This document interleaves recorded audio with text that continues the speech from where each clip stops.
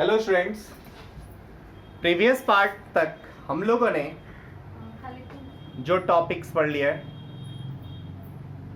Start किया था chemical kinetics का रेट ऑफ रिएक्शन से। उसके बाद हम लोग ऑर्डर मॉलिक्युलरिटी पे आए थे। आफ्टर दैट हम लोगों ने first order reaction, zero order reaction, first order reaction complete किया था। फिर प्रीवियस लेक्चर में आपने देखा था फर्स्ट ऑर्डर में एक important reaction gas phase reactions का पोस्टमार्टम किया गया था। Now next part which we are going to study is decomposition of H2O2. As you know, सब लोग जानते हो कि H2O2 का decomposition first order reaction kinetics को फॉलो करता है। मैंने इसके एग्जांपल्स में भी लिखाया था, फर्स्ट ऑर्डर काइनेटिक्स के एग्जांपल में इसको मेंशन किया था। सो H2O2 का decomposition will give you H2O plus half O2. Now what I am saying, आपको पता है कि H2O2 डिकम्पोज करेगा तो H2 एंड O2 बनाएगा, लेकिन कितना H2O2 डिकम्पोज किया है इसको एक्सपेरिमेंटली आपको पता करना पड़ेगा। आप इसको एक्सपेरिमेंटली कैसे पता करोगे स्टूडेंट्स? तो मैं क्या कह रहा हूं कि आप पहले एक H2O2 सॉल्यूशन ले लीजिए। बहुत बढ़िया। क्या ये तो बोर्ड पे बनाया हुआ है? नहीं यार, ये H2O2 सॉल्यूशन है। ओके, ये रहा H2O2 सॉल्यूशन। ठीक, अब टाइट्रेशन तो आप सुने ही होंगे। कुछ लोगों को दिक्कत होने लगी, अच्छा नहीं आप टाइट्रेशन यूज करेंगे, टाइट्रेशन तो हमको आता ही नहीं है, आप यूज करेंगे तो मुझे दिक्कत हो जाएगी। फिर बुरी बात। अरे यार, जब भी एक चैप्टर का कॉन्सेप्ट दूसरे जगह यूज होता है तो बहुत कम होता है। रिलैक्स, कुछ नहीं होगा, बहुत छोटा छोटा कॉन्सेप्ट होगा। All of you are comfortable. Okay, अब इसका टाइट्रेशन कराएं किससे? कोई बात नहीं यार, इसका टाइट्रेशन हम लोग Camino4 सॉल्यूशन से कराएंगे। अरे Camino4 क्या जानते हो ना? Camino4, यस, Camino4 का स्टैंडर्ड सॉल्यूशन लेंगे। What's standard? सच दैट इसका मोलरिटी नोन हो तो हमें पता चल जाएगा कितना वॉल्यूम लगेगा। ओके, सो हम लोग एक्चुअली H2O2 का कंसंट्रेशन निकालने के लिए हम लोग टाइट्रेशन का हेल्प लेंगे, और टाइट्रेशन के हेल्प से हम लोग H2O2 का अमाउंट निकालेंगे। Okay, very good. देन कैसे आप इसको प्रेडिक्ट करना चाह रहे हो, इसको थोड़ा विजुअलाइज करो। हमें H2O2 है, हम नहीं जानते टाइट्रेशन, हमको कुछ नहीं पता, जानने की जरूरत भी नहीं है। इनिशियली कुछ H2O2 का अमाउंट रहा होगा, कुछ टाइम के बाद क्या होगा? H2O2 थोड़ा डिकम्पोज कर गया होगा, H2O2 डिकम्पोज कर गया होगा। यदि H2O2 डिकम्पोज कर गया होगा तो H2O2 का अमाउंट थोड़ा घट गया होगा, ये आपको पता है। ओके, H2O2 का अमाउंट घट गया होगा, H2O2 का कंसंट्रेशन घट गया होगा, तो इसको पता करने के लिए हम लोग क्या करेंगे? डिफरेंट इंस्टेंट ऑफ टाइम पे टाइट्रेशन कराएंगे और पता लगाएंगे कि कितना H2O2 उसमें था। ओके, ये कैसे? आप t इक्वल्स टू 0 पे सोचो, t इक्वल्स टू 0 पे थोड़ा H2O2 ले लिया, पूरा नहीं लिया। अरे पूरा ले लेंगे तो क्या डिकम्पोजिशन है? डिकम्पोज क्या पूरा शुरुआत में ही खत्म कर दोगे? नहीं, शुरुआत में थोड़ा H2O2 लिया। कितना लिया? अरे कुछ 5 ml ले लो, 10 ml ले लो, 20 ml ले लो, इट्स योर चॉइस यार, जितना मन करे ले लो। 5 ml ले लिया, ये रहा हमारे पास, ये क्या है? H2O2 है। कितना है? 5 ml, 10, let's suppose it's 10 ml। अब इसको टाइट्रेशन कराइए, इंडिकेटर वगैरह लगाइए और दिखाए, देखिए नॉन सॉल्यूशन को डालिए कि Camino4 कितना रिक्वायर्ड था। ओके, आपको ये पता होगा कि जो भी एंड पॉइंट होगा, एट एंड पॉइंट पे क्या आप कह सकते हो कि जितना इक्विवेलेंट H2O2 का होगा, यहां t इक्वल्स टू 0 पे, at end point for t equals to 0, t equals to 0 पे H2O2 उठाया, टाइट्रेट कराया, आप बोलोगे at end point equivalent number of gram equivalent of H2O2 will be equal to what? Gram equivalent of Camino4, gram equivalent of H2O2 किसके equal हो जाएगा मेरे भाई? ग्राम इक्विवेलेंट ऑफ Camino4 के। Very good. अब ग्राम इक्विवेलेंट ऑफ H2O2 जब ग्राम equivalent of KaminoFor के equal हो जाएगा, means what you can write, H2O2 का मान लिया कि कुछ कंसंट्रेशन था वहां पे, कंसंट्रेशन ऑफ H2O2 ये कहा T इक्वल्स टू 0 पे, सो H2O2 को 0 लिख दिया। H2O2 0 क्या रिफ्लेक्ट करता है, लिखते जाना गधो, छोड़ना मत। H2O2 0 stands for concentration of H2O2 taken at T equals to 0. Okay. Then अब कंसंट्रेशन हो गई, याद करो कंसंट्रेशन मतलब molarity into volume, number of mole, और molarity into volume into n factor कर दो तो मोलरिटी इंटू एन फैक्टर क्या हो जाएगा, नॉर्मलिटी। तो नंबर ऑफ ग्राम इक्विवेलेंट के लिए क्या लिखोगे, जस्ट कंसंट्रेशन जो कि मोलरिटी है इंटू वॉल्यूम, वॉल्यूम वॉल्यूम किसका, अरे कितना लिया था, 10 ml लिया था, ओके 10 ml लिख दिया, into n factor, n factor किसका, एन फैक्टर H2O2 का। अच्छा एन फैक्टर H2O2 का रिएक्शन में चेंज करेगा क्या, अरे H2O2 घटेगा या बढ़ेगा, रिएक्शन तो यही रहेगा ना, KMnO4 के साथ जो रिएक्शन है वो तो फिक्स ही रहेगा ना, यदि वो फिक्स रहेगा तो एन फैक्टर कभी चेंज नहीं करेगा। सो जो एन फैक्टर इनिशियली था वही एन फैक्टर बाद में भी रहेगा। सो यहां तक तो भैया कोई दिक्कत नहीं है। ये मैंने क्या किया, इसको molarity into n factor is normality, normality into volume, this is gram equivalent of H2O2।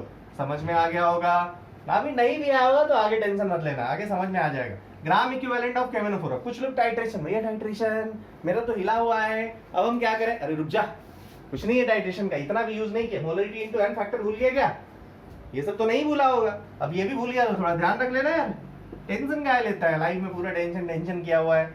Next लिया, नेक्स्ट आया ग्राम इक्विवेलेंट ऑफ KaminoFor, कोई दिक्कत नहीं है भैया, हमारा इसका सॉल्यूशन का कंसंट्रेशन नोन था ना, ऐसे ही लिख दो ना, कंसंट्रेशन ऑफ KaminoFor क्या, वो जो लिए, क्या है ये, कंसंट्रेशन ऑफ KaminoFor जो लिए, ओके, इनटू इसका कुछ वॉल्यूम आया होगा और इनटू एन फैक्टर, ये किसका, KaminoFor का, ओके। अब ये वॉल्यूम कब, T इक्वल्स टू 0 पे, क्लियर है, सेम कहानी इधर भी यार, कुछ वॉल्यूम लिए होंगे टाइट्रेशन के एंड पॉइंट के लिए, कितना कम वॉम ज्यादा ये सब देख लिया। नाउ अब कुछ सर्टेन टाइम तक छोड़ा, सर्टेन टाइम टी पे फर्स्ट ऑर्डर रिएक्शन है तो कुछ डिकम्पोज कर जाएगा ना, मतलब H2O2 का कंसंट्रेशन फिर डिक्रीज कर जाएगा। अब उतना ही वॉल्यूम निकाला, क्या किया, ये वॉल्यूम थे 10 ml ही लिया। अब ये वॉल्यूम 10 ml लेने से क्या फायदा हुआ, ये थोड़ी देर बाद आपको पता चलेगा, खुद ही लिखोगे तो आपको दिख जाएगा कि नहीं 10 ml ही लीजिए, काहे टेंशन लेते हैं, 10 ml नहीं लेंगे तो अननेसेसरी कॉम्प्लेक्सिटी बढ़ाएंगे। अरे ऐसा नहीं है कि नहीं आएगा, बट आपको ध्यान रखना पड़ेगा। लेकिन जो क्वेश्चन में देता है ना, फटाफट जो कहता है, आप लोग फॉर्मूला वगैरह याद कर लेते हैं, फॉर्मूला याद करके, मैंने बहुत सारे स्टूडेंट्स से बहुत सारा टैलेंट देखा है, मतलब याद करके सब क्वेश्चन खटाखट निकाल देता है, तो वो उनका टैलेंट है, बट आपको समझ में आना चाहिए, बेसिक थिंग समझ आना चाहिए कि क्या हम कर रहे हैं। Concentration of H2O2। अब चलिए टी टाइम के बाद, after time T, after time T क्या किया, फिर से इससे 10 ml निकाला, 10 ml निकाला, 10 ml निकाला, फिर टाइट्रेशन कराया, फिर क्या हो जाए, कंसंट्रेशन ऑफ H2O2, अब ये 0 था ना टी टाइम पे, इनटू फिर यही 10 ml, इस वाले को ना इक्वेशन नंबर 1 दे दो, okay, into n factor of क्या, H2O2 इज इक्वल्स टू, ठीक है भैया, आगे क्या करना है, अरे कुछ नहीं यार, बहुत सिंपल है, टेंशन नहीं लेने का लाइफ में, सिंपल चीजें ही हम पढ़ते हैं, लोग छोटे छोटे नन्हे मुन्ने बच्चे यार, टफ चीज कहाँ पढ़ते हैं। ओके, सो आगे यहाँ पे क्या हो गया, कंसंट्रेशन ऑफ KMnO4, अरे ये क्या चेंज हुआ, नो, जो KMnO4 लिए थे पहले, जो KaminoFor का कंसंट्रेशन पहले था वही वाला कंसंट्रेशन अभी भी है, इनटू वॉल्यूम, अरे जब ये वाला चेंज हो गया होगा तो यहाँ पे वॉल्यूम रिक्वायर्ड भी तो चेंज हुआ होगा, n factor of KaminoFor, okay. अब कुछ लोगों को समझ आ गया होगा, अच्छा ये तो बड़ा आसान हो गया, यस। आपने इक्वेशन जहां देखा था ना वहां खूब किया था, KT equals to 2.303 log final concentration, initial concentration by final concentration. अभी पिछले वाले में हमने देखा कि उसी कंसंट्रेशन के रेशियो को, तो first order reaction best thing क्यों है? तो काफी ज्यादा इसमें क्वेश्चन सॉल्विंग में बहुत केसेस बन जाते हैं। क्यों? क्योंकि इसमें रेशियो है तो सब फैक्टरी कैंसिल हो जाता है। सेम मजा यहाँ भी आ रहा है। क्यों? क्योंकि देखो ना, H2O2 0, ये 1/2 करो, फर्स्ट बाई 2 करो, ठीक। फर्स्ट में क्या था?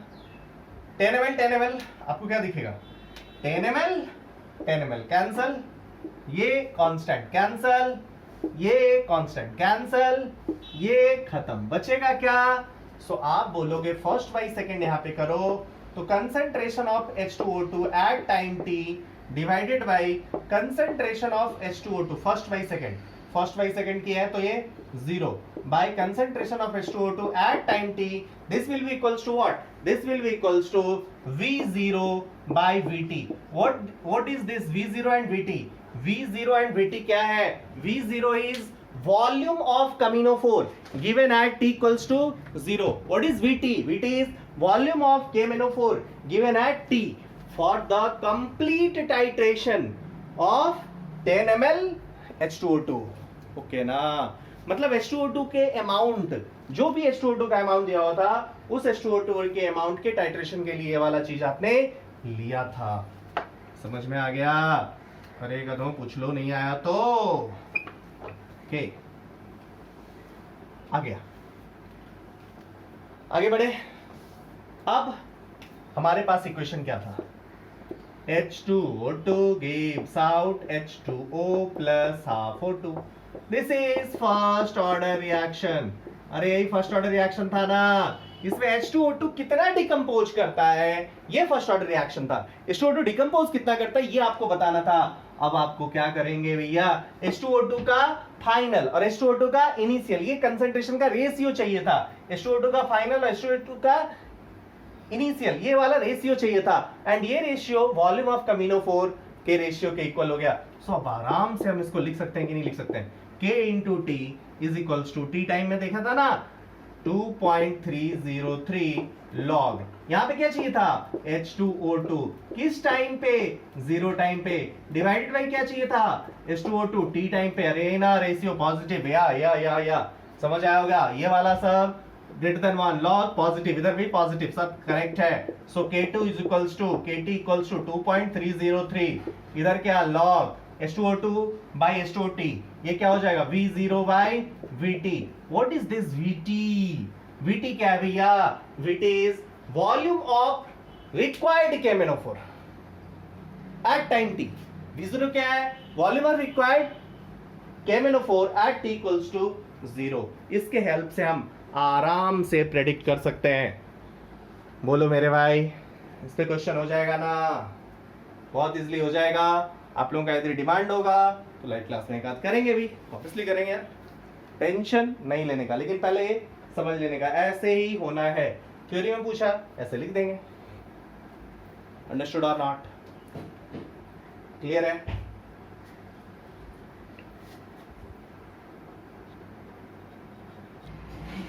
Okay students, next example is acidic hydrolysis of ester.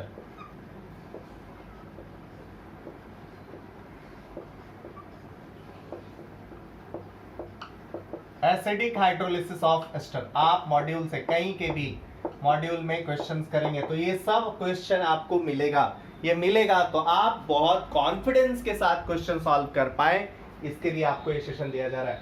Acidic hydrolysis of ester. Ester क्या है भैया? Ester is CH3COO। Let suppose मैंने ले लिया C2H5, ये ले लिया। हाइड्रोलिसिस मतलब क्या? H2O के साथ reaction in presence of acid, मतलब H+।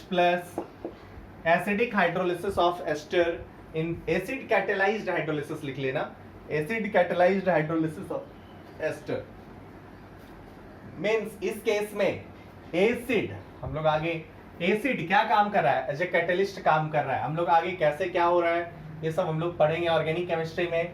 बट ये वाला होता क्या है कुछ लोग पढ़ भी लिए होंगे, CH3COO, ये ना आगे हम लोग जब पढ़ेंगे ना तो इसको O18 दे देंगे, तब आपको पता चलेगा कि अब मजा आएगा, कौन सा बॉन्ड टूटेगा ये पता चलेगा। ओके, सो यहाँ बनेगा COH और प्लस C2H5 OH बनेगा, ये ऐसा होगा। ठीक, तो ये तो रिएक्शन होगा भैया। नाउ अब इस रिएक्शन को हमें पता करना है कि कितना हाइड्रोलाइज हुआ। ठीक है, देखो पिछला वाला हमने जो रिएक्शन किया था H2O2 के डिकम्पोजिशन में, H2O2 के डिकम्पोजिशन में हमने ये फैक्ट यूज किया था, मीन्स हमने वहां पे रिडॉक्स टाइट्रेशन यूज किया था। In case of decomposition of H2O2 we have used redox titration. We are going to take next case. Next case में स्टूडेंट्स मैं रिडॉक्स टाइट्रेशन नहीं एसिड बेस टाइट्रेशन का एक एग्जांपल आपके सामने रखना चाह रहा हूं। ये वही एग्जांपल है, इसमें हमने क्या किया था देखो प्रोडक्ट में एक एसिड बन रहा है।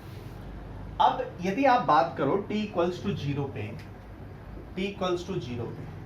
ये समथिंग कुछ मान लो कुछ A है, ओके, इसकी कोई जरूरत नहीं, ये सब 0 होगा। एट टी टाइम के बाद मानिए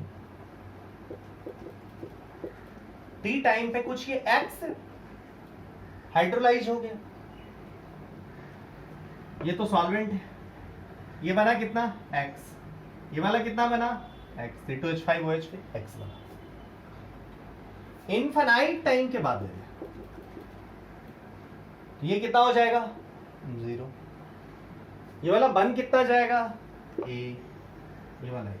मतलब अभी तक जो हम लोग बात कर रहे थे ना, पिछला वाला जो केस लिया था उसमें रिएक्टेंट का टाइट्रेशन करके रिएक्टेंट की कंसंट्रेशन के टर्म्स में जानने की कोशिश कर रहे थे। अब यहाँ पे हमारा जो है ना, हम जो टाइट्रेशन कराएंगे एसिड बेस टाइट्रेशन कराएंगे तो हम इसका कराएंगे, और जब इसका कराएंगे तो ये प्रोडक्ट में, सो प्रोडक्ट में T इक्वल्स टू इनफाइनाइट वाला चीज नोन होना चाहिए। क्यों? क्योंकि जितना बना होगा वही इनिशियली रहा होगा। नहीं समझ आया कि नहीं आया? जितना फाइनली बना होगा उतना ही इनिशियली रहा होगा, ये पता चल जाएगा। अच्छा, अब कुछ लोग बोलेंगे आप क्या हमें बेवकूफ समझे, यहाँ H प्लस तो 2 टाइप का है। कौन कौन? H प्लस यहाँ भी है, ये भी एसिड है, और ये जो डाले हो मिनरल एसिड जो कैटलिस्ट के रूप में डाले हो, टाइट्रेशन कराओगे तो क्या खोज के करेगा, ये वाला आया ये CH3COH, हमको तुम्ही के साथ टाइट्रेट करना है, हमको मिनरल एसिड नहीं पता। अरे बेस को क्या पता कि कौन है एसिड, कहां से आया, क्या सोर्स है, वो तो दोनों से टाइट्रेट करेगा ना। यदि दोनों से करेगा तो हमें पहले आइडेंटिफाई नहीं, हमें मतलब रिक्वायर्ड अमाउंट जो बेस का लगेगा वो केवल एसिड वाला ही नहीं कैटलिस्ट वाला भी आएगा। ओके, सो जरा हम लोग देखें इसको, थोड़ा फॉर्मुलेट करें। सो आप बोलोगे सबसे पहले कि जब आप NaOH का अमाउंट डालोगे, सो यहां पे एक लाइन ऐड कर लीजिएगा, in this reaction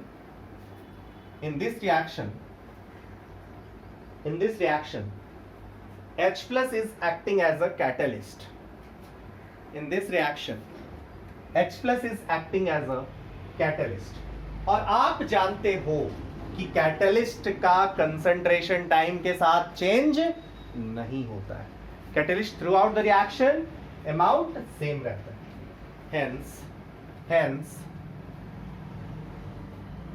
concentration of H plus taken from catalyst, concentration of H plus taken from catalyst is constant. Concentration of H plus taken from catalyst is constant. Another जानते हो एक और बात है इस reaction के बारे में जो इंपॉर्टेंट है, इसका यदि रेट लॉ लिखोगे तो रेट लॉ मतलब K ester H2O concentration of H plus, सब इन H प्लस के बढ़ाने से भी रेट बढ़ेगा, इन सब पे फैक्टर पे डिपेंड करेगा। लेकिन H2O को एज ए सॉल्वेंट ले लो तो इसका अमाउंट बहुत ज्यादा हो जाएगा, सो ये प्रैक्टिकली कांस्टेंट हो जाएगा। सो इसको हम लोग, ये तो कांस्टेंट था ही, ये कांस्टेंट हो गया, सो K डैश इंटू एस्टर लिख सकते हैं। और जब ऐसा लिखे ना तो आपको ये दिख रहा होगा कि this one is first order reaction. आप बोलोगे कि यदि सिंगल फेज में आप मान रहे हैं तो ये फर्स्ट ऑर्डर, ये कैसे हुआ, ऐसे दिखेगा। ये कब फर्स्ट ऑर्डर दिखेगा, जब H2O को आप एक्सेस अमाउंट पे लीजिएगा, सच दैट ये कांस्टेंट की तरह बिहेव करने लगे, H प्लस भी कांस्टेंट की तरह बिहेव करने लगा, तो अब ये आपको फर्स्ट ऑर्डर रिएक्शन दिखाई देगा। सो चलिए, टिल नाउ जो हमने इस रिएक्शन में बात करा कि भैया acidic hydrolysis of ester first order reaction है, पहली बात तो मैंने ये किया, ये आपको समझ में आ गया होगा। पहली बात हमने किया acidic hydrolysis of ester is first order reaction, ये आपको क्लियर हो गया होगा। नेक्स्ट थिंग हमने जो बात करा that was what, next thing हमने आपसे के सामने रखा भैया जो ये गिवन कंसंट्रेशन है ना, जो भी बेस आ रहा है वो बेस, मतलब जब भी आप एसिड बेस टाइट्रेशन कराएंगे तो बेस के दो पार्ट होंगे, एक जो कैटलिस्ट लेगा और दूसरा जो CH3COH लेगा। मतलब हम लोग इस रिएक्शन में जो प्रोडक्ट बेस बन रहा, जो एसिड बन रहा है उसको हम लोग एक बेस से टाइट्रेट करा रहे हैं। ओके, सो अब यहाँ पे हमारे सामने क्या सिनेरियो है, हमारे पास यहाँ पे सिनेरियो है कि यहाँ एस्टर था, एस्टर को हम लोग हाइड्रोलाइज कराए, एस्टर के हाइड्रोलाइज कराने से जो प्रोडक्ट बना उसके प्रोडक्ट को हम लोग टाइट्रेट करा रहे हैं। अंडरस्टूड और नॉट? ओके, सो मैं थोड़ा सा बातों को आगे बढ़ाऊं।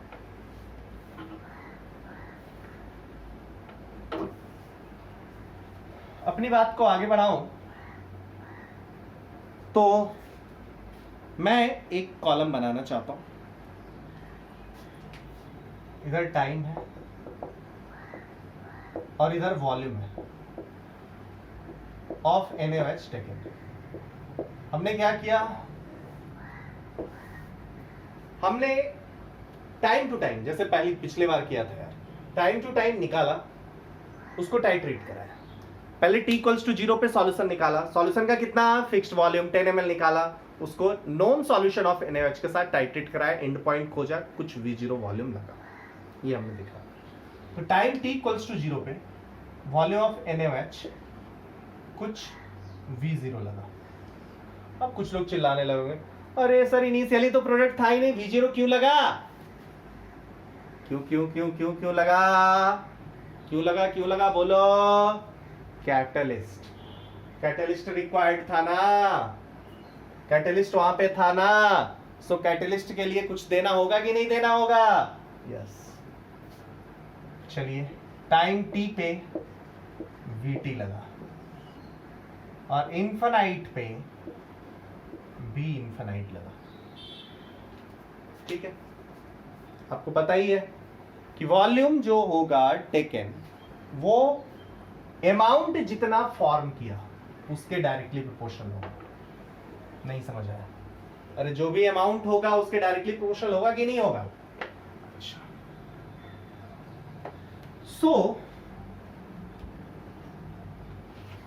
आप ये बोलोगे कि ये वाला तो कैटलिस्ट था, इस टाइम पे भी जब टाइट्रेशन कराओगे, एट टी पे जब टाइट्रेशन कराओगे, टी पे क्या था, एक्स बना था और कुछ कैटलिस्ट भी था, तो कैटलिस्ट के लिए तो हमेशा V0 रिक्वायर्ड है ना? नहीं, जब आप 10 ml का यहां भी सैंपल निकाले, पहले सैंपल निकाले, ठीक, और कैटलिस्ट का ना नंबर ऑफ मोल चेंज हुआ और ना वॉल्यूम चेंज हुआ, वॉल्यूम तो वही रहा है, सो कैटलिस्ट का कंसंट्रेशन तो चेंज हुआ नहीं। सो पहले जितना कैटलिस्ट का रिक्वायर्ड था, यदि पहले कैटलिस्ट के लिए V0 रिक्वायर्ड था तो अभी भी कैटलिस्ट के लिए V0 ही रिक्वायर्ड है। मतलब इसमें जो Vt दिख रहा है, ये पूरा का पूरा Vt जो प्रोडक्ट फॉर्म हुआ है उसके लिए यूज नहीं हुआ है। NaOH जो Vt अमाउंट यूज हुआ है वो दो जगह गया है, कहां गया है, कैटलिस्ट, कैटलिस्ट में कितना गया है, ऑब्वियसली V0 गया है। अंडरस्टूड और नॉट? सो आप बोलोगे अमाउंट ऑफ NaOH फॉर्म्ड जो होगा वो, या बोलोगे concentration of CH3COH at time T is directly proportional to, किसके लिखोगे?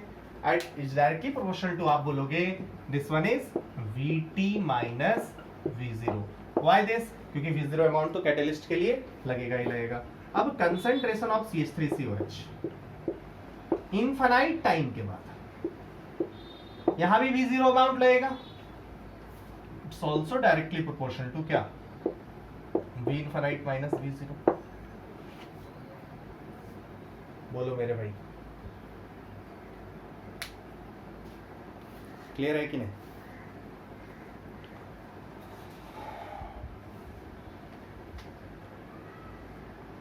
क्लियर है? क्लियर है? आप इसको के ले लो, प्रोपोर्शनलिटी कांस्टेंट को हटाओ, के लिखते हैं। यहां भी प्रोपोर्शनलिटी कांस्टेंट हटाओ, के लिखते हैं। अब आपको क्या चाहिए था? आपको तो एस्टर का डिकम्पोज, एस्टर का जो हाइड्रोलिसिस है वो फर्स्ट ऑर्डर रिएक्शन दिखा है। आपको तो फाइनली हाइड्रोलिसिस ऑफ एस्टर पे भैया जाना है ना।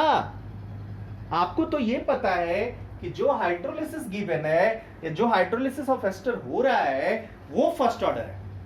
सो आपको एस्टर के हाइड्रोलिसिस मतलब आपको CH3COH से कोई लेना देना नहीं था। आपने जो टाइट्रेशन किया उससे कुछ, अच्छा ये के नहीं, मैं समथिंग कुछ ना जेड ले रहा हूं, क्यों नहीं, रेट कांस्टेंट से आप कंफ्यूज ना हो। आपने यहां तो जो टाइट्रेशन के हेल्प से कराया है वो टाइट्रेशन के हेल्प से तो कंसंट्रेशन ऑफ CH3COH डिटरमाइन किया है, लेकिन आपको क्या चाहिए? Concentration of ester at time t, concentration of ester at time t equals to 0। So आप बोलोगे CH3COH जितना ये बना है ना Z टाइम्स, इतना ही कंसंट्रेशन किसका रहा होगा? या नंबर ऑफ मोल कर दो, इतना ही रहा होगा। किसका? जितना बना ए कंसंट्रेशन से ए कंसंट्रेशन फाइनली इनफाइनाइट टाइम के बाद। मतलब आप बोलो कि ये वाला जो अमाउंट है ना वही t इक्वल्स टू 0 पे था। अंडरस्टूड और नॉट? मतलब कहोगे this one is what? This one is A। Understood now? And this one is what? This one is X। Clear है कि नहीं? So आपको एक और चीज चाहिए क्या? क्योंकि आप तो जो इक्वेशन लिखेंगे वो कुछ ऐसा आएगा, KT इक्वल्स टू जो अभी इक्वेशन लिखा था 2.303 log A initial by A minus x T time पे। टी टाइम पे कितना बना CH3? तो x ही तो बना था, लेकिन आपको तो चाहिए A माइनस एक्स। पुट कर दीजिए, A पता है, x पता है, वहां पे पुट कीजिए। वहां पे पुट करेंगे तो आपको दिख जाएगा, क्या दिखेगा? K into T equals to 2.303 log A कितना? Z into V infinite minus V0। A minus x कितना? Z into V infinite minus V0 minus VT plus V0। V0 cancel, मतलब ये क्या आ गया? फाइनल एक्सप्रेशन क्या हो गया?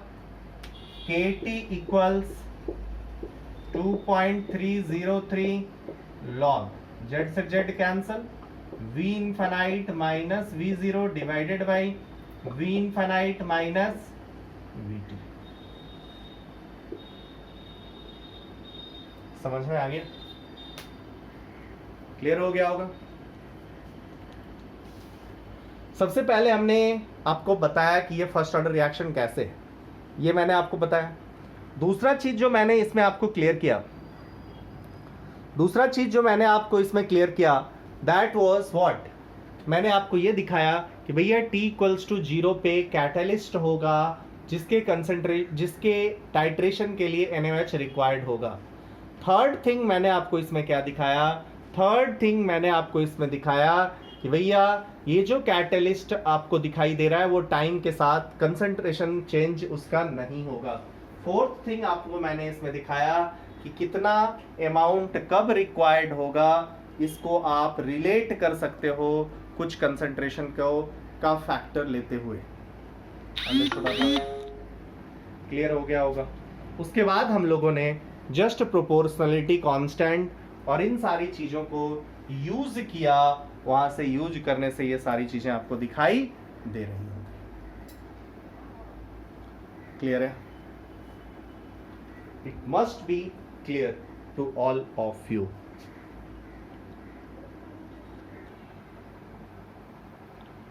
Okay students, then we are going to take next case.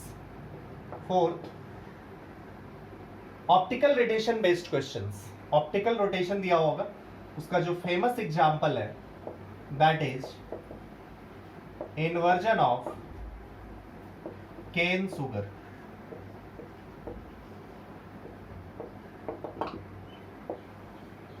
Inversion of cane sugar, इसको जरा हम लोग पढ़ें। सुगर, केन सुगर आप जानते ही हो, this one is C12H22O11. What you have? C12H22O11. आपने इसमें H2O डाला, हम लोग आगे पढ़ेंगे। इससे बनता क्या है? Glucose and fructose. ग्लूकोज क्या? C6H12O6 ग्लूकोज बनेगा, प्लस समथिंग फ्रुक्टोज बनेगा,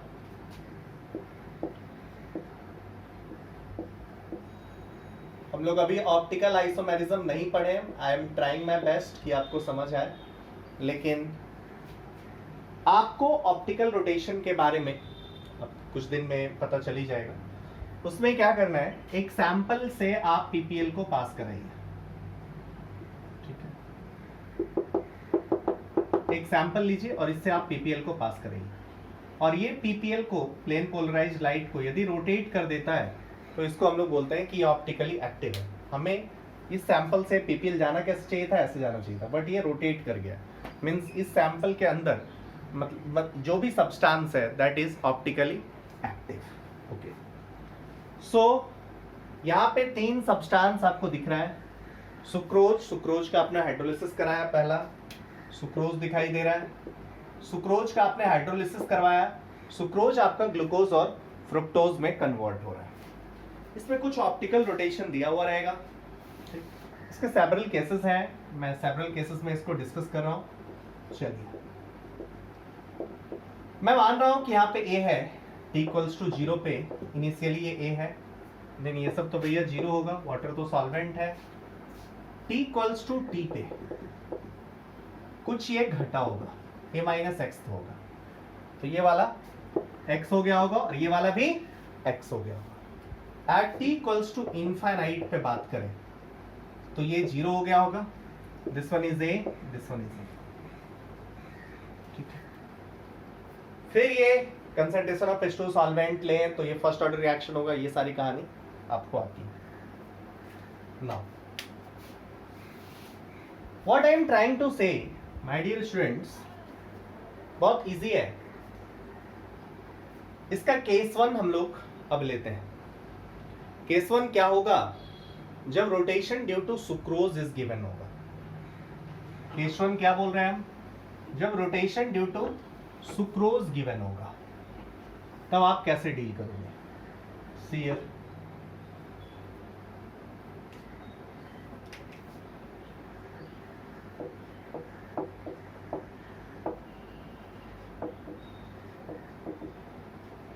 रोटेशन ड्यू टू सुक्रोज की बात आप करोगे। आप बोलोगे सुक्रोज का अभी अमाउंट A है, बाद में अमाउंट A माइनस एक्स है, तो जो भी इसका कंसंट्रेशन है, कंसंट्रेशन के फैक्टर पे इसका ऑप्टिकल रोटेशन डिपेंड करेगा, ठीक? मतलब रोटेशन ड्यू टू सुक्रोज हम लोग बात कर रहे हैं। रोटेशन ड्यू टू सुक्रोज में आप बोलेंगे जो कुछ भी रोटेशन एंगल आया होगा, ठीक? अब वो रोटेशन एंगल, मान लो समथिंग हो, कुछ भी आया है, उससे हम लोग कंसंट्रेशन को रिलेट करेंगे। जो कैसे रिलेट करेंगे ये सब आगे हम लोग कहानी करेंगे। तो वो समथिंग कुछ कांस्टेंट z इनटू A के इक्वल होगा। नहीं समझे? What I am trying to say ना, कंसंट्रेशन ऑफ सुक्रोज जो होगा उसका जो भी रोटेशन आया होगा वो एक कंसंट्रेशन समथिंग कांस्टेंट के टर्म्स में लिखा जा सकता है। अब टी टाइम के बाद यदि बात करें तो ये भी something Z into A minus x के टर्म्स में लिखा जा सकता है। सो हमें क्या था, A by A minus x, वो दिख गया R naught by R T हो गया। जैसे हम लोग पहले बार ही बात कर रहे थे वैसे ही यहाँ भी हम लोग ऑप्टिकल आइसोमेरिज्म जब कर लेंगे तो समझ आ जाएगा कि इजिली रोटेशन को कुछ समथिंग कांस्टेंट इनटू कंसंट्रेशन के टर्म्स में लिखा जा सकता है। सो आप बोलेंगे rotation at time equals to 0 को something constant into concentration of sucrose के टर्म्स में लिखा जा सकता है। Rotation at any time t को something constant into concentration at that time लिखा जा सकता है। सो आपके पास क्या था, kt इक्वल्स टू ln वाला फॉर्मेट ही यूज किया, ln initial concentration a by A minus x, मुझे ये क्या दिख रहा है, a by A minus x R naught by R T दिखाई दे रहा है। खत्म, क्लियर है कि नहीं? So rotation due to sucrose यदि गिवन होगा तो जस्ट सिंपली हमको kt इक्वल्स टू या k equals to 1 by T R naught ln R naught by R T, ln R naught by R T दिखाई देगा। ओके, सेकेंड केस क्या हो सकता है कि भैया case two I am going to take,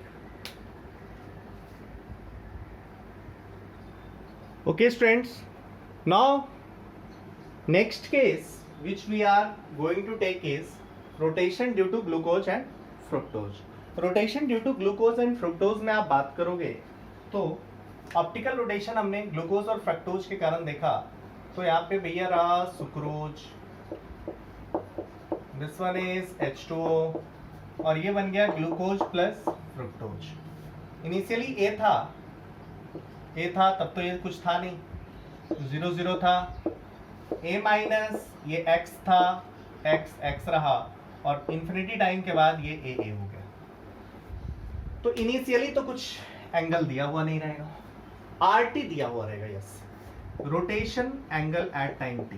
अब आप क्या देखोगे, ग्लूकोज के कारण भी ऑब्जर्व करोगे और फ्रुक्टोज के कारण भी ऑब्जर्व करोगे, तो कुछ स्पेसिफिक एंगल होगा ग्लूकोज का और इंटू एक्स कंसंट्रेशन, फ्रुक्टोज का भी कुछ होगा।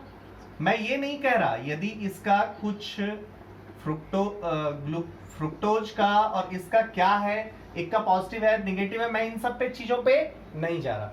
एक का यदि थीटा से दूसरे का माइनस थीटा 1 माइनस थीटा 2 जो भी होगा वो यहाँ पे हम ले लेंगे। मैं बस सिंपल टर्म्स में आपको रख रहा हूँ कि समथिंग कांस्टेंट इनटू एक्स इसका लिखा और plus something constant into x इसका लिखा। तो ये जो मुझे दिखेगा this one is R S G not in plus R S F not into x के टर्म्स में दिखाई देगा।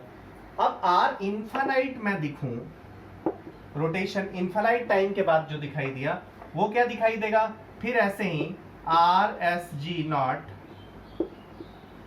Into A plus R S F naught into A दिखाई देगा, that is R S G naught plus R S F naught into A होगा।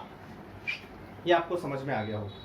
यदि ये आ गया होगा स्टूडेंट्स, देन यहां से हम इजिली लिख सकते हैं कि हमें क्या चाहिए, हमें तो kt इक्वल्स टू ln क्या चाहिए, a by A minus x चाहिए, a माइनस एक्स चाहिए, मतलब यहाँ पे क्या हो जाएगा, इसको घटाना पड़ेगा।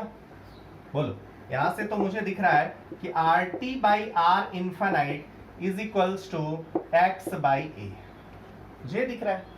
मतलब आपको यहां से ये भी दिख रहा होगा कि a by A minus x यदि हम लोग करें तो ये क्या आ जाएगा, a by A minus x हम लोग करें तो जैसे पहले आया था वैसे यहां भी दिखाई देगा। a क्या है, यहाँ पे r इनफाइनाइट ही दिखाई देगा, नीचे क्या हो जाएगा, r इनफाइनाइट माइनस RT हो जाएगा।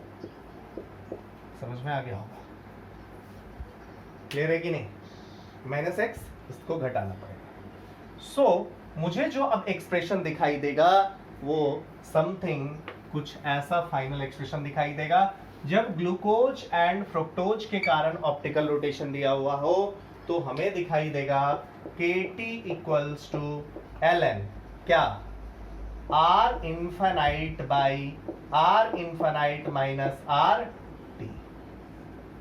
क्लियर है कि नहीं? क्लियर है माय डियर स्टूडेंट्स? ओके, सो ये कब जब आपका ग्लूकोज एंड फ्रुक्टोज के कारण दिया हुआ है। Okay, now we are going to take next case.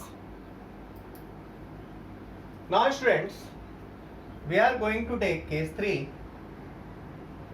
Rotation due to solution हो। यही मैक्सिमम टाइम दिया हुआ रहता है, यही सबसे इंपॉर्टेंट भी होगा एक्चुअली।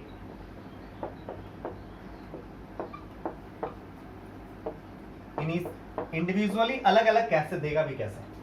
तो रोटेशन ड्यू टू सॉल्यूशन आपको दिया हो रहेगा टाइम, और अब यहां पे क्या होगा, rotation due to solution given होगा क्वेश्चन में।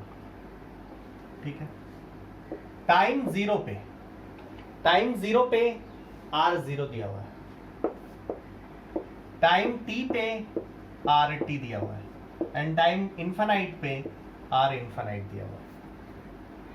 ठीक है, आप बोलोगे इनिशियली तो केवल सुक्रोज होगा, सो R0 जो आप बोलोगे वो तो सिंपली दिख जाएगा समथिंग कुछ कांस्टेंट। लेट्स सपोज इस बार मैं Z1 ले लेता हूं, Z1 इंटू क्लियर। RT जो दिखेगा वो 3 फैक्टर के कारण दिखेगा। इसका something constant into concentration Z1 into अभी इसका A-X है, plus something Z2 into X होगा, प्लस Z3 इनटू X होगा। Z2 Z3 क्या, वो समथिंग कांस्टेंट ग्लूकोज के लिए और समथिंग फ्रक्टोज के लिए कांस्टेंट ले लिया। ठीक है, अब R इनफाइनाइट जो होगा that one is Z2 into A plus Z3 into A। Understood और नॉट? ये 3 इक्वेशन है हमारे पास, और इन 3 इक्वेशन के हेल्प से आपको काम करना है। हमारे पास जो हेल्पफुल थिंग्स है उसके हेल्प से आप निकालने की कोशिश करें। मुझे ये दिख रहा है, पहले तो मैं x निकाल लेता हूं क्योंकि A-X की जरूरत पड़ेगी। ठीक है, सो A-X की जरूरत पड़ेगी, तो यहां से x मुझे क्या दिखेगा, x is something RT minus, ठीक है, RT, x is RT minus, यहां से दिखा Z1X और ये Z1 है, Z1A divided by Z2 plus Z3 minus Z1, Z2 plus Z3 minus Z1। ठीक, और ये ऊपर वाला Z1A क्या है, R0 है, तो this one is RT minus R0 divided by Z2 plus Z3 minus Z1। As you know Z2 Z3 Z1 ये सब अननोन है, मतलब हमको इसको भी क्या करना होगा, इसको भी लिखना होगा समथिंग सच दैट कि ये R0 R इन्फाइनाइट और RT के टर्म्स में आ जाए। सो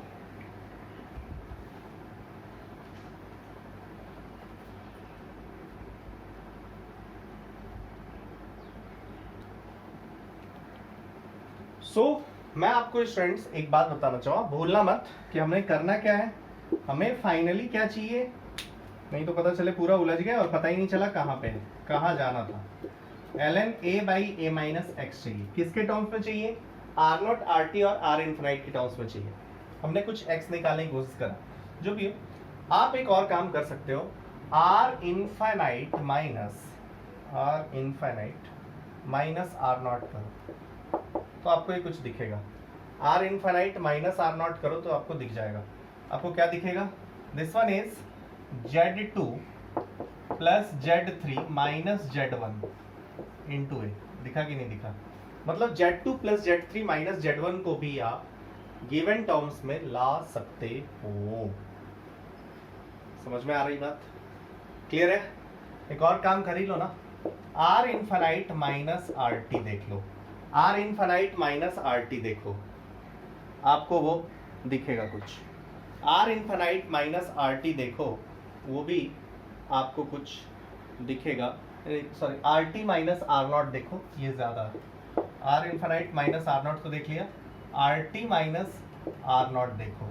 are T minus R naught देखो तो आपको ये दिखेगा, Z1 ये तो कैंसिल हो जाएगा, यहां से आपको दिखेगा Z1, ये तो घट गया, ये क्या आ जाएगा Z2 plus Z3 minus Z1 into X.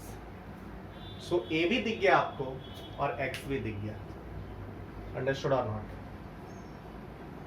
सो अब आपको सिंपली यहां से इक्वेशन दिख जाएगा कि क्या आना चाहिए।